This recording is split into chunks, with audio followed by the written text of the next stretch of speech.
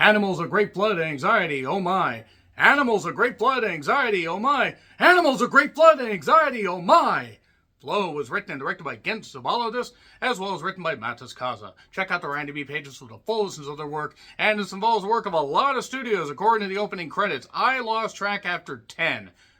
Canal Plus is one of them, I'll say that, but there are a lot of moving parts for this dialogue-free animated adventure where cat, dog, lemur, bird, as well as capybara must come together, different species, get on a boat, the banana boat, as a great flood has hit. It's threatening to wipe out every single goddamn species, and only these animals are gonna be able to get to higher ground and be able to survive. So yeah, as far as themes go, pretty goddamn on the nose there, pretty simplistic.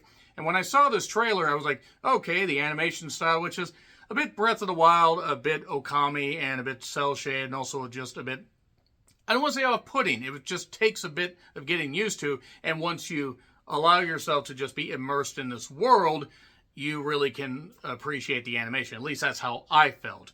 And basically from there, we just get to witness how Cat interacts with these animals and all that. Cat seems to be the main character of this whole thing, and if you like cats, like I do, because I have a cat, you're going to want to hug your cats really, really tight when you get back from the cinema. And you need to watch this on the biggest screen possible. If you don't get a chance to watch it in theaters, please watch it on a big TV at home.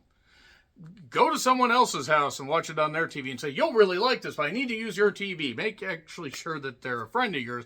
But nevertheless, it's an animated adventure where animals are put in peril. And I know they're animated animals, but anxiety. I was tearing up like, no! It's so strange, but so surreal, yet so simplistic, but with a lot of mature themes about, even if you don't get along, you gotta band together and you gotta, take care of each other. And yeah, it's simplistic, but it works. It really fucking works. Please check it out in theaters, please. It's really fucking tremendous. I really fucking love this. It doesn't overstay its welcome. It's like 80 minutes.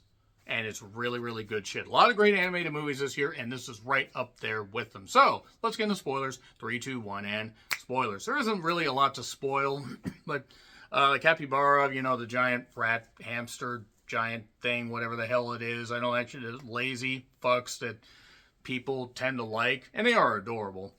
But somehow he comes along while Cat is worried about the house that they are staying in. Now, first, let's backtrack. We have Cat just looking for food, finds a pack of dogs. One of them ends up being the dog that ends up joining them. And by the way, since there's no dialogue, we have to deal with the animal noises and chirps and stuff like that. Apparently, they had to use a baby camel for the capybara, or the capybara, however you say it, which is kind of nice.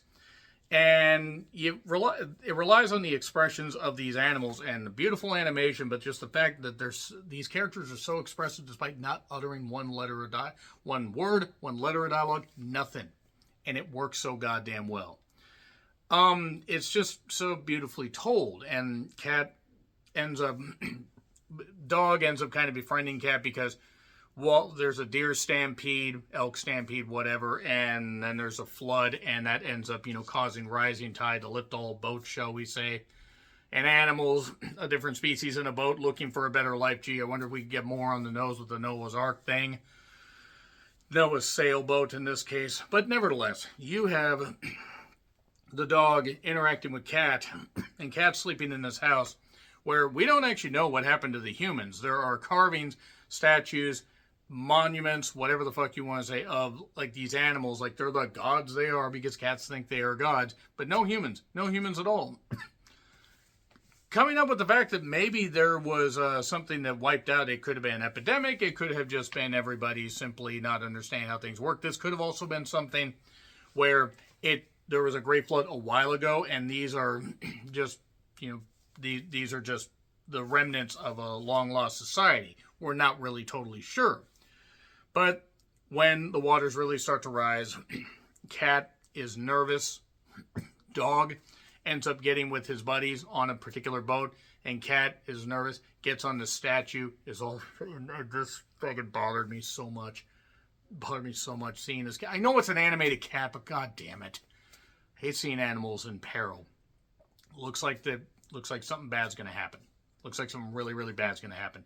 There's also this giant whale weird creature thing, like, that's very, very strange. Almost like there's a mutation going on. And there's no real villain in this thing. I do want to say the villain really is just nature saying, I'm going to shape the world the way I want. And what's nice is the capybara has the sailboat and accepts Cat and just is lazy. And then they eventually, there's a side note with the stork or bird. I actually don't think it's a stork. Where at one point, the Cat wasn't sure how to interact with it. And then a little bit later on, this bird shows up and delivers a fish to this cat. And then the cat is about to take it, but then the king bird takes the fish. Like, you can't do that. We have to protect ourselves. I mean, they actually don't really say anything, but I'm just implying that. And from there, we just get more interaction, more beautifully, told, like, interactions with these particular animals. I did like how when Dog came along, he was separated from his peoples, or his group, so to speak. That's the last time we see those dogs. The bird part ends up where the bird actually protects Cat at one point when they try to find some higher ground, and the birds basically abandon him, so now they're on their own. Actually, they don't really specify a gender for these animals. I'm just guessing. And the idea is they're trying to go to these particular, like, really, really high peaks for whatever reason. The lemur is more of a pack rat and, like, really like shiny things and objects, but their little home or hamlet that they made ends up getting flooded because, this great flood is going on. Sailboat somehow is okay. These animals figure out how to steer the sailboat.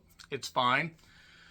And then basically, so these 5 animals are together, and there's a nice, part where they're going through what almost looks like Italy, the way, like, it's like this flooded city and stuff like that, like something in Italy, and they end up getting snagged on this